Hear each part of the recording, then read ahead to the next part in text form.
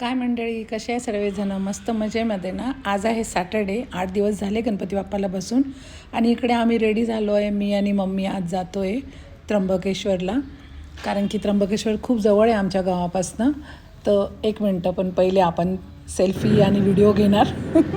नाश्ता वगैरे करून आम्ही निघालो आहे, मम्मी आणि मी, कारण की समीरन पप्पा येणार नाही आहे. तर इकडे जस्ट आम्ही नाशिकला, कारण की नाशिक आणि मनमाड फक्त 1 तासाचा रस्ता आहे. तर इकडे आम्ही निघालेलो आहे, मी आणि मम्मी.